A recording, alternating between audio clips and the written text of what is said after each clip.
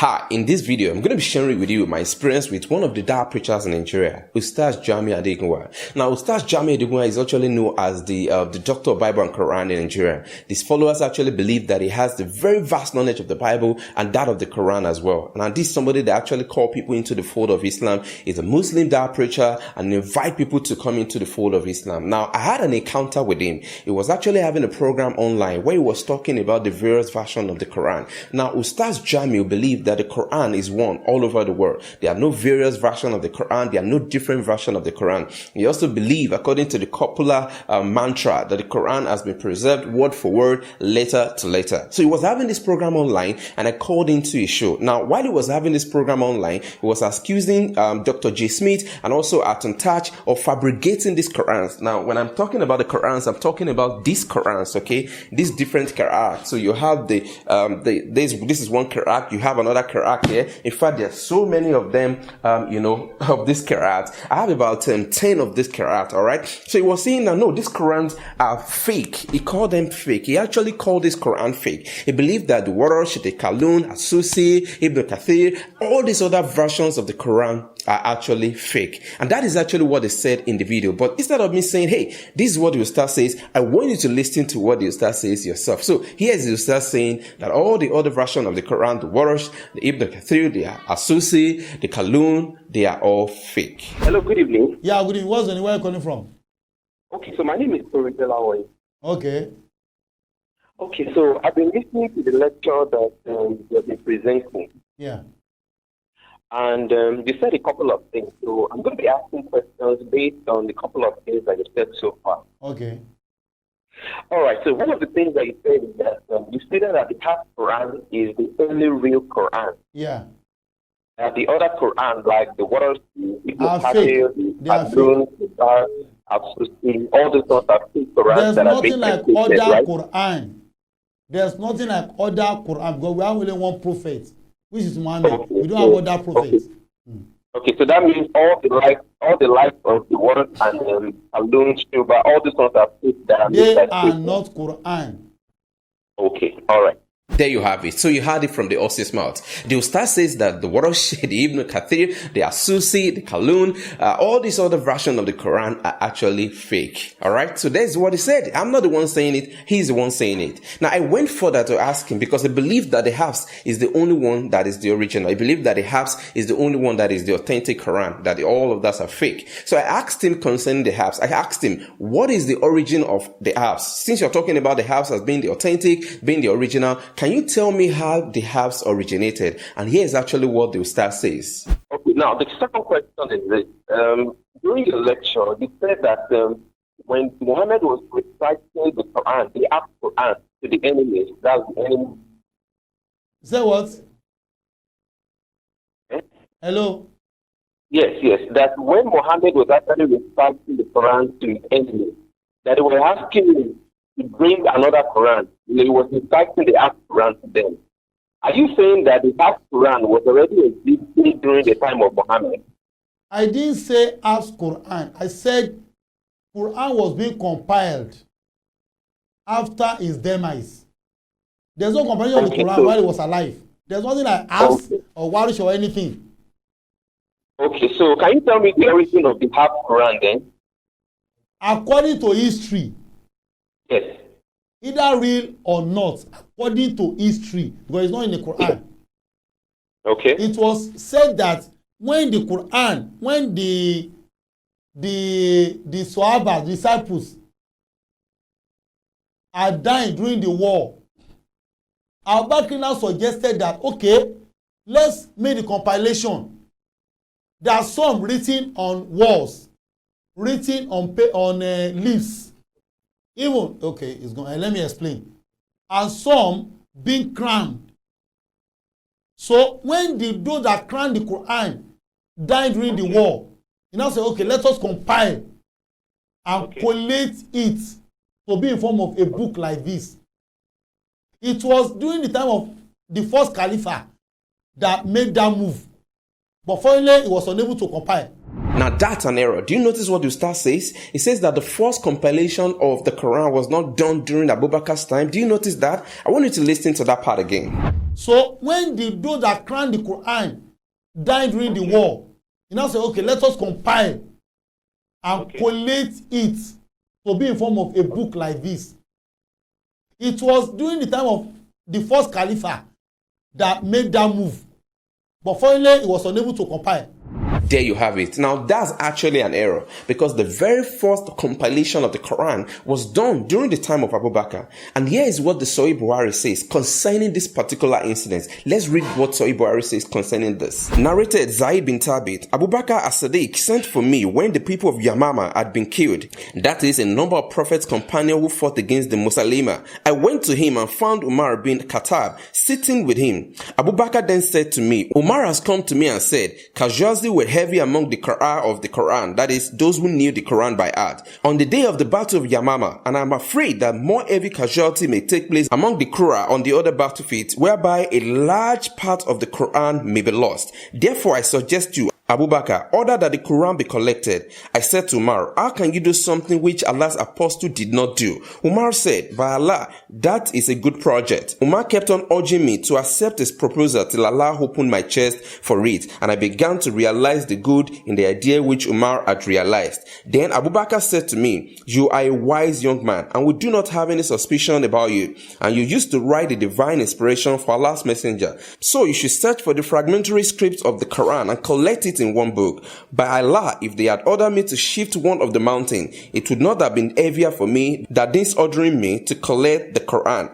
Then I said to Abu Bakr, how will you do something which Allah's messenger did not do? Abu Bakr replied, by Allah, it is a good project. Abu Bakr kept on urging me to accept his idea until Allah opened my chest for what he has opened the chest of Abu Bakr and Umar. So I started looking for the Quran and collecting it from what was written on palm stalks, thin white stones, and also from the men who know it by heart, till I found the last verse of Surah Al-Tawbah, the Surah of repentance, with Abi Kuzaima and Asari, and I did not find it with anybody other than him. The verse is, verily, there comes unto you an apostle from amongst yourself. It grieves him that he should receive any injury or difficulty to the end of the Surah, Bara, that's Tawbah, Quran chapter 9 verse 128 and 129. Then the complete manuscript copy of the Quran remained with Abu Bakr till he died, then with Umar to the end of his life, and then with Hafsa, the daughter of Umar. So as we have seen from this narration, we discover that the very first compilation of the Quran was done under the leadership of Abu Bakr. So what it means is that the Ustaz has not really done his own work. I mean,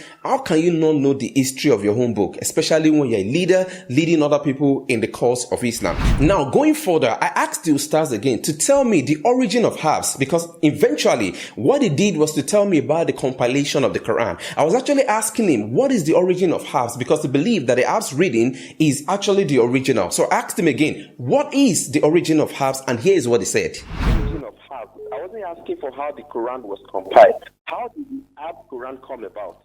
I don't know why you call it Hafs, because the word Hafs is Hafsa.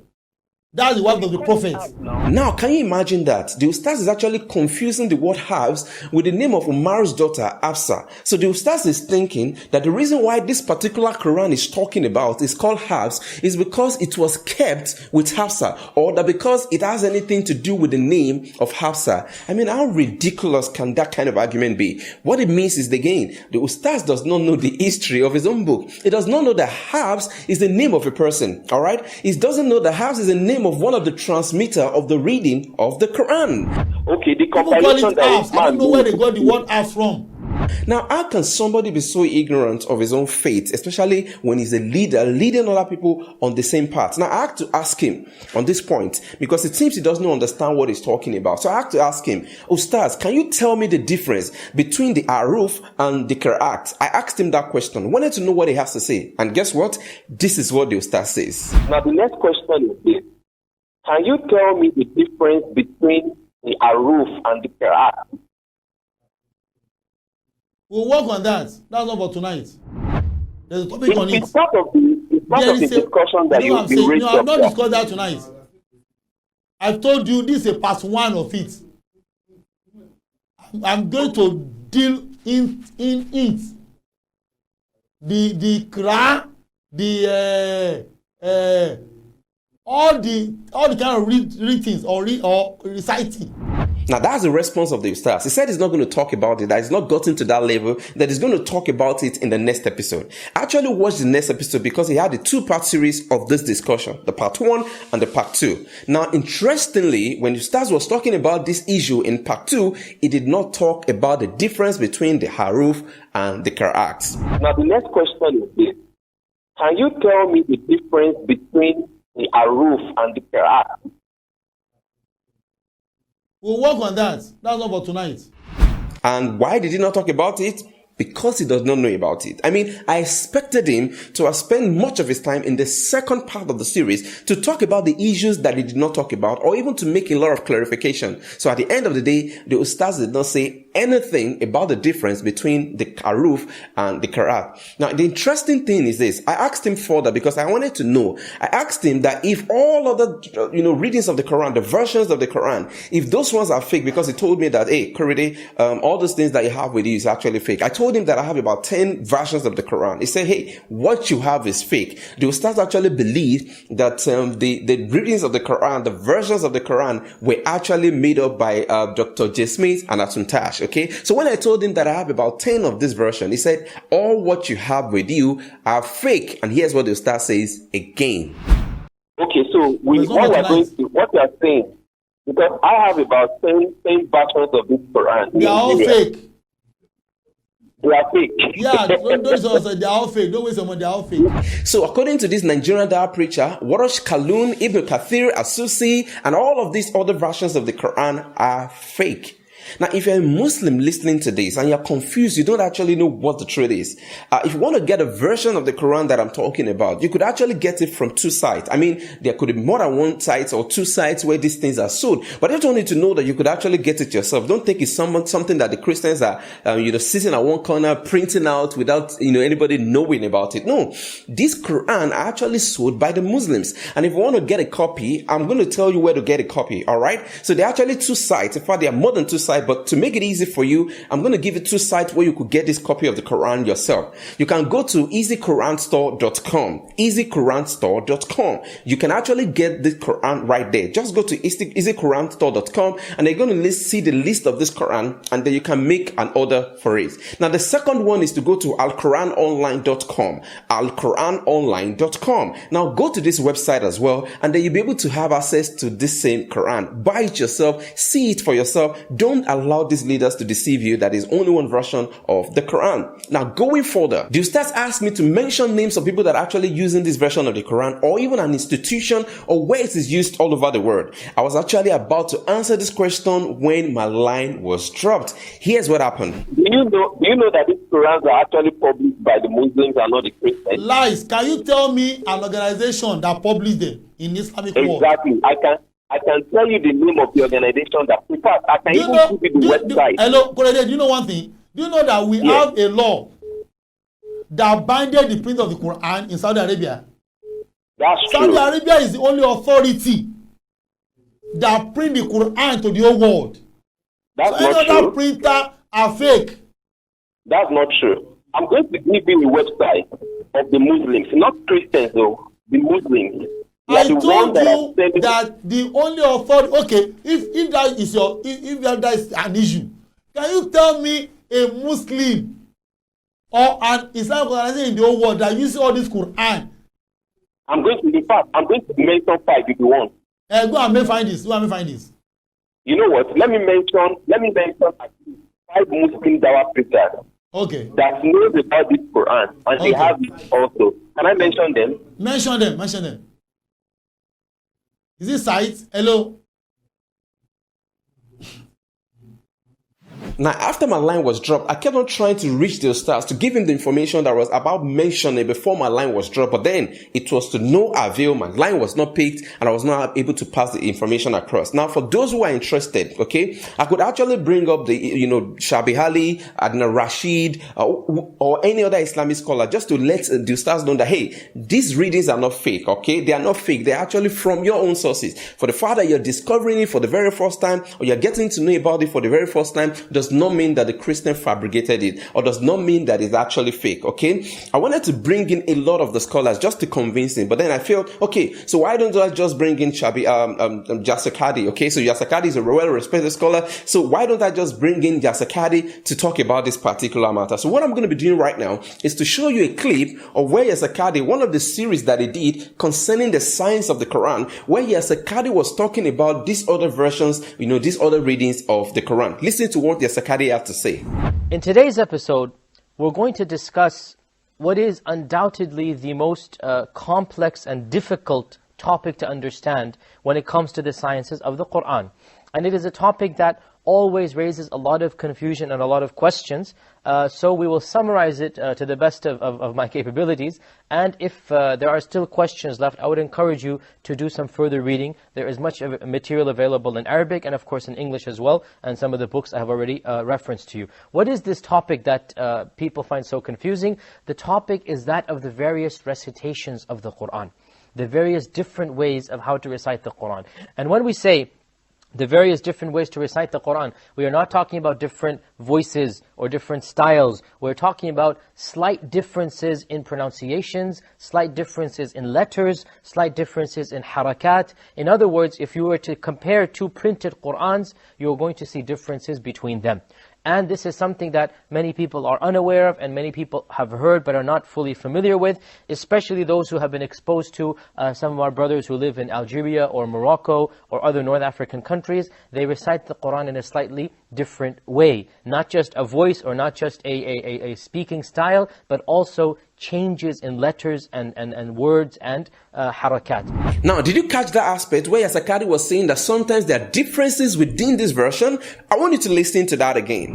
In other words, if you were to compare two printed Qur'ans, you're going to see differences between them. Alright, so in order to give Ustaz Jamiu Adegunwa more information concerning this particular version of the Quran, here's what Shabi Ali has to say concerning this thing. You may meet a scholar today who is trained in a variety of ways of reciting the Quran. And so this is well known to them. But for the average common Muslim man or woman, it is enough to know one particular recitation. In fact, it is a job to try and learn that to begin with. And that is where the learning usually stops for most people. The recitation of what is called Hafs and Asim is most widespread throughout the world. And that is the text of the Quran that is most widely printed and recited in our public prayers. It is from that text that our Qari Sahib began reciting from at the start of our program today. But there are some other texts. There is the text of Warsh and Nafi', which has been published recently. Also the work of Qalun and Nafi', and finally the recitation of Duri from Abu Amir. Now these are all names which we'll explain a little bit later on, which might give you a better overview of the history of the text and recitation of the Quran. But now if you were hearing this from someone else who's not a Muslim, you might think he's trying to criticize the Quran. If you're only familiar with one recitation, you might be puzzled, maybe even threatened by the mention of these others. But these are all acceptable readings of the Quran, and they're becoming more and more available in our modern world, together sometimes in the same mosque.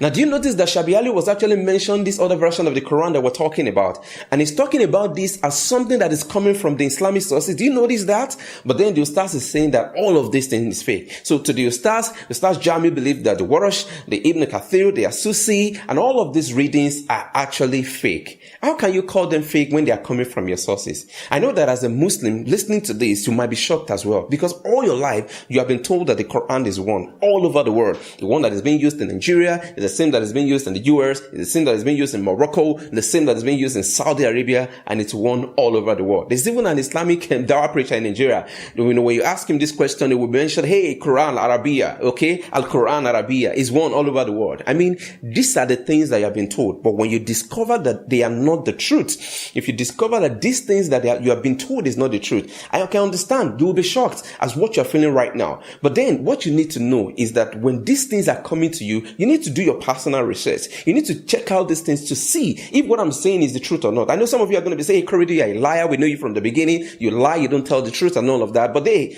don't take my word for it. You go find out yourself and see that they are indeed different versions of the Quran. And I know I've seen some Muslims say, hey, Korede, these differences does not change anything. All right. They don't change anything. I'm having an upcoming video where we're going to be treating this particular issue. We're going to be showing you the differences in this version of the Quran. And you're going to see there are indeed a great deal of differences that actually changes the meaning. Now, I want to use this opportunity to challenge Ustaz Jamiu Adegunwa for a live debate with Hatun Tash. Remember, please, Hatun Tash is not the one challenging Ustaz Jamiu Adegunwa for a debate. I am the one challenging Ustaz Jamiu Adegunwa for a debate on behalf of Hatun Tash so that two of them can have an online debate on this particular topic of discussion. The topic would be, are there more than one version of the Quran? So I'm using this opportunity to challenge the Ustaz for this particular debate, to debate Hatun Tash online on my channel on this particular topic of discussion. So please, if you're a follower of Ustaz Jamiu Adegunwa, please pass this video across to him. If you accept the debate challenge, Lord willing, by December, we're going to be having the debate online. So we're going to be having Ustaz Jamiu Adegunwa debating Hatun Tash on the topic, are there more than one version of the Quran? Thank you very much. If you want more interesting video, make sure you subscribe to this channel. Thank you very much and God bless you.